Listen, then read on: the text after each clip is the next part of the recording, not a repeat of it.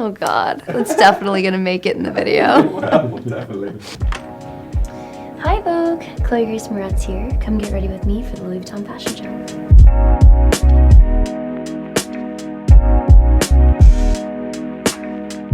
Today I'm really excited. I'm wearing one of my favorite pieces from the 23 Spring Summer show. And we really wanted to go kind of minimalistic with the hair and makeup to let the jacket really stand out. This is the longest that we've been planning a look. Usually we don't have too much lead up time. I usually land and then do a fitting right before the show. But I was just in town doing a shoot for Louis over my birthday on February 10th. So we did it on February 10th, and then today is March 7th, I think, March 6th. So about a month. My favorite part about the look is honestly the fabric, but it almost feels like a rubber mat with leather on top, and it's perforated. So as it moves, you can see this yellow underneath it, but it looks like white and black on top, which is it's very cool. It messes with your senses, which I love. We have an hour, and I'm feeling pretty good, pretty excited. Even Siri is excited about it. How did she hear me? This is Gregory Russell. I worked with Gregory since I was, what, 12? 12 years old. 500 Days of Summer was our first premiere together. We were both babies, and we still work together to this day. And this is Kale Teeter. I worked with Kale now for what, 3 years, 4 years? 3 or 4. Yeah, 3 or 4 years now. I love Kale. There's something about the way that Kale does my eyes. They look like crystal clear. Like the color is like laying on top in a way that's really soft, but also still really defined, which is cool.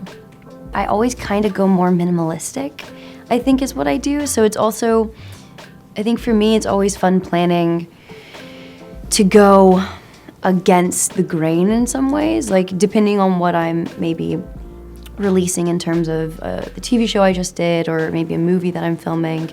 It's fun to kind of go against the character that you're playing and kind of show a different side of yourself, and to continue to kind of play with that and figure out who you are. You know, I've been going on carpets and stuff since I was 5, 6 years old, so I've had a long time to be able to play with who I think I am and who I want to come across as. Pre-event rituals, honestly, one I've been doing lately, which is kind of psychotic, but I really love it, is I do an ice bath before I go into hair and makeup. So I'll like take a shower and get kind of warm, and then I'll do a 3-minute ice bath. And something about it makes me feel a lot more prepped for the anxiety-inducing experience, which is like, you know, a wall of cameras taking photos of you and you trying to act totally calm. So something about getting in the ice bath and surviving that really helps me feel mentally prepared for the situation. It's a funny thing when your art is also like personal.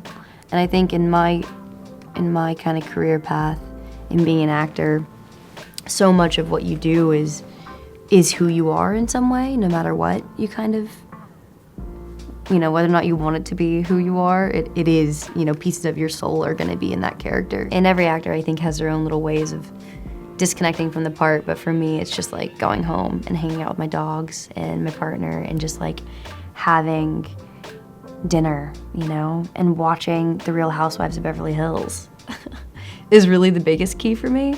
Or The Real Housewives of Salt Lake City. Really any of the housewives.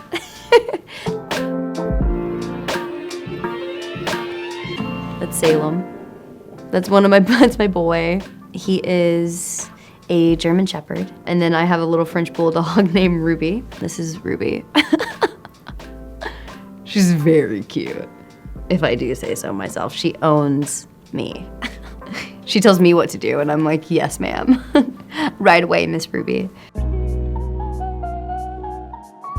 Gregory and I met at Andy LeCompte Salon. You just did like a salon blowout for me. Yep. And I was like, you and me, baby. We're gonna do this thing, kid. And then we did it. Turns out we did. and then here we are. Was that your first carpet look, Jeej? No, it wasn't. Sorry to tell you. But That's a bummer. Who was your first? Judy? Yeah. Damn it, Judy Greer. Coming after you, Judes. I'm coming after you, and I'm taking it back. But like, it must have been like simultaneous timing wise. It was within months of each other, so technically we're like equal. Yeah. Oh, you were my first. What the heck? I wore a bright pink Betsy Johnson dress. I looked just like a cupcake. The little heels. With my baby heels. I couldn't wear, I wasn't allowed to wear heels. Oh, yeah. Not the foot pop. I'm giving a foot pop. I also wore this to a bat mitzvah, like a day later. I felt very cool.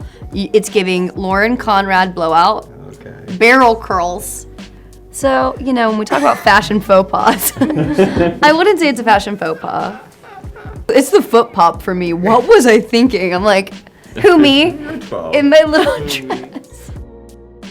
I'm getting excited. Some would call it nerves. Some would call it excitement. But I guess we're gonna find out. I'm also kind of hungry.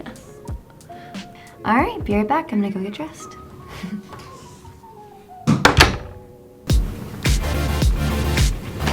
Time to go to the show.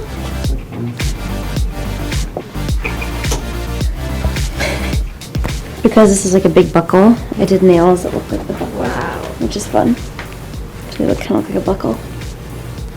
Yeah. The most important part is knee definition. You have to contour the knee, highlight the knee. I really love the kind of boxy silhouette and these shorts with it, with the boot. Honestly, my favorite thing about the boot is it comes so far into the ankle that it's like such an exaggerated line that I feel like a lot of boots don't kind of highlight that, which is fun. Superhero vibe. Rugged. Sick. I'm tough. We gotta go. Rough and tumble. Okay, cool. Let's go.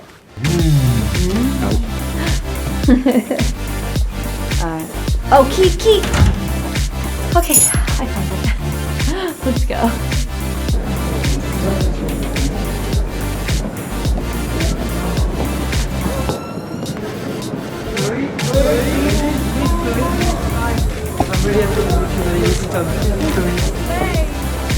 Thank you. Thank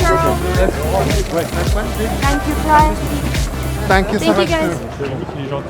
See you later.